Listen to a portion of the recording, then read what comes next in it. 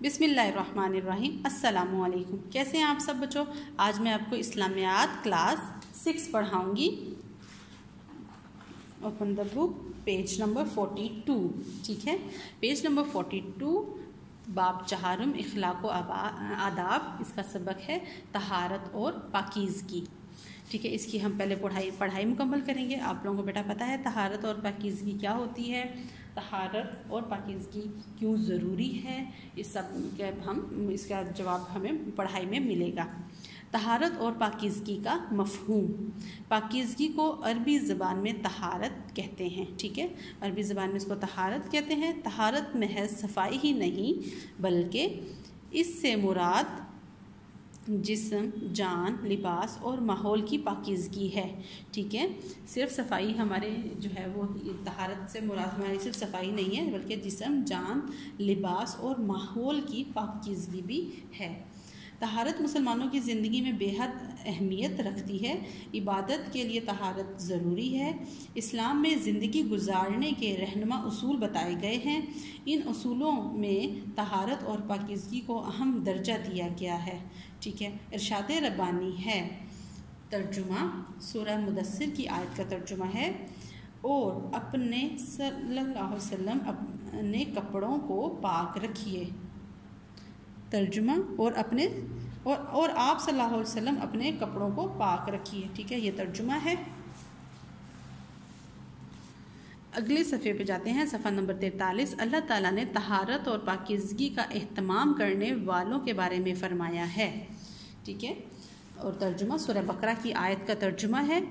कुछ शक नहीं कि खुदा तौबा करने वालों और पाक साफ रहने वालों को दोस्त रखता है। बेशक नबी करीम सल्लल्लाहु अलैहि वसल्लम तहारत का बहुत एहतमाम फरमाते। आप सल्लल्लाहु अलैहि वसल्लम ने अपनी उम्मत को भी तहारत का एहतमाम करने की ताकीद फरमाई। यहाँ तक कि रसूल सल्लल्लाहु अलैहि वसल्लम ने तहारत को ईमान का हिस्सा करार दिया। रसूल सल्लल्लाहु अलैहि वसल्लम का इरशाद मुबारक है, तर्जुमा है, पाकीज़गी सफाई ईमान का हिस्सा है। गोया दीन इस्लाम की बुनियाद ही पाकीज़गी और तहारत है। ठीक है, और एक और हदीस भी है, यह हदीस लिखी हुई है कि पाकीज़गी सफाई का ईमान का हिस्सा है। मतलब पाकीज़गी और सफाई जो है वो ईमान का हिस्सा है। गोया दीन इस्लाम की बुनियाद ही पाकीज़गी और तहारत है। तहारत और पाकीज़गी की अहमियत। इंसान फितरी तौर पर सफाई को पसंद करने वाला और गंदगी से नफ़रत करने वाला है। रसूल सल्लल्लाहु अलैहि वसल्लम ज़ाहिरी और बातनी दोनों तरह की पाकीज़गी का बेहतरीन नमूना थे। आप सल्लल्लाहु अलैहि वसल्लम का लिबास अगरचे आम और सादा होता था मगर पाक और साफ़ होता था। आप सल्लल्लाहु अलैहि वसल्लम खाना खाने से पहले और खाना खाने के बाद हाथ धोते और कुर्ली करते। जब गुस्ल फरमाते तो सर और दाढ़ी के बालों को कंघी करके उनको अच्छी तरह संवारते। सर में तेल और खुशबू लगाते। अगर किसी शख्स के सर और दाढ़ी के बाल बिखरे हुए होते तो ऐसे शख्स को अपनी हालत दुरुस्त करने का हुक्म देते। नाखूनों को तराश कर रखते। मिसवाक का एहतमाम फरमाते। हर नमाज के मौके पर ताज़ा वज़ू फरमाते। वज़ू के वक्त मिसवाक ज़रूर करते। आप सल्लल्लाहु अलैहि वसल्लम ने अपने सहाबा कराम रज़ियल्लाहु तआला अन्हुम को भी साफ़ सुथरा रहने की तालीम फरमाई।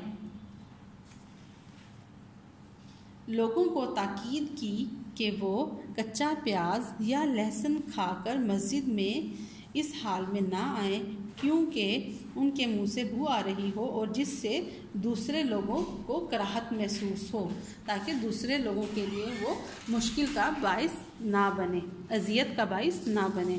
इस पूरे पैराग्राफ में बेटा आप लोगों को हज़रत मोहम्मद सल्लल्लाहु अलैहि वसल्लम की आदत के बारे में बताया गया कि वो किस तरह अपनी सफाई का ख्याल रखते थे और दूसरों को भी ताकीद करते। सफ़ा नंबर 44। بدو لوگ اکثر پانی کی کمی کی وجہ سے کئی دن غسل نہ کرتے تھے۔ آپ صلی اللہ علیہ وآلہ وسلم نے ان کو ہدایت فرمائی کہ کم از کم جمعے کے روز غسل کر کے مسجد میں آئیں تاکہ دوسرے لوگ ان کے پسینے کی بو سے پریشان نہ ہوں۔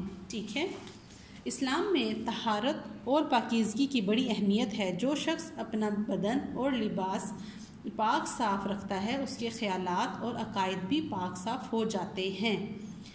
پاک صاف انسان اپنے آپ کو بری عادات مثلاً غیبت، جھوٹ، فضول خرچی، حسد، کینہ اور بے حیائی وغیرہ سے بچاتا ہے۔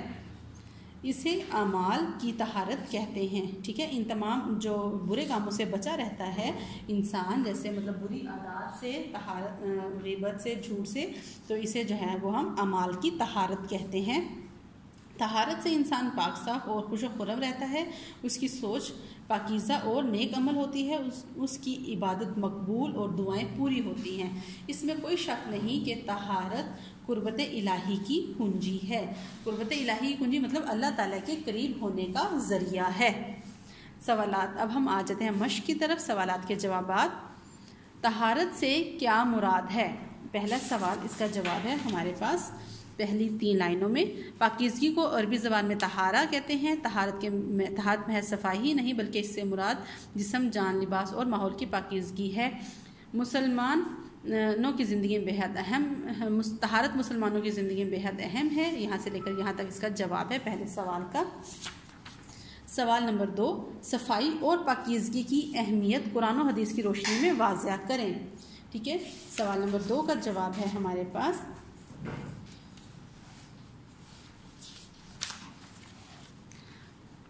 قرآن اور حدیث کی روشنی میں۔ ٹھیک ہے، تو یہ ہم ارشاد ربانی ہے، اس کا جواب یہ ہے۔ ارشاد ربانی ہے ترجمہ، آپ صلی اللہ علیہ وسلم اپنے کپڑوں کو پاک رکھیے۔ ٹھیک ہے، یہ ہے ارشاد ربانی، اور حدیث جو ہے وہ یہ ہے، ایک ہے حدیث یہ بھی۔ اللہ تعالیٰ نے طہارت اور پاکیزگی اہتمام کرنے والوں کے بارے میں فرمایا ہے ترجمہ، کچھ شک نہیں کہ خدا توبہ کرنے والوں اور پاک صاف رہنے والوں کو دوست رکھتا ہے۔ اور ایک حدیث ہے، رسول صلی اللہ علیہ وسلم کا ارشاد مبارک ہے، گویا دین اسلام کی بنیاد ہی طہارت اور پاکیزگی ہے۔ یہاں تک اس کا جواب ہے۔ ٹھیک ہے، سوال نمبر 2 کا یہ ہے ہمارے پاس ارشاد ربانی، اور رسول پاک صلی اللہ علیہ وسلم کا ارشاد یہاں سے لے کر یہاں تک آپ اس کا ترجمہ لکھیں گے۔ ٹھیک ہے، سوال نمبر 3، پاک صاف رہنے سے ہمارے کردار میں کیا تبدیلیاں آتی ہیں؟ اس کا جواب صفحہ نمبر 44 پر ہے۔ یہ پیراگراف جہاں سے شروع ہوتا ہے، اس کی 3 لائنیں ہیں۔ اسلام میں طہارت اور پاکیزگی کی بڑی اہمیت ہے۔ جو شخص اپنا بدن اور لباس پاک صاف رکھتا ہے اس کے خیالات اور عقائد بھی پاک صاف ہو جاتے ہیں۔ پاک صاف انسان اپنے آپ کو بری عادات مثلاً غیبت، جھوٹ، فضول خرچی، حسد، کینہ اور بے حیائی وغیرہ سے بچاتا ہے۔ اسے اعمال کی طہارت کہتے ہیں۔ یہاں تک آپ کا جواب ہے سوال نمبر 3 کا۔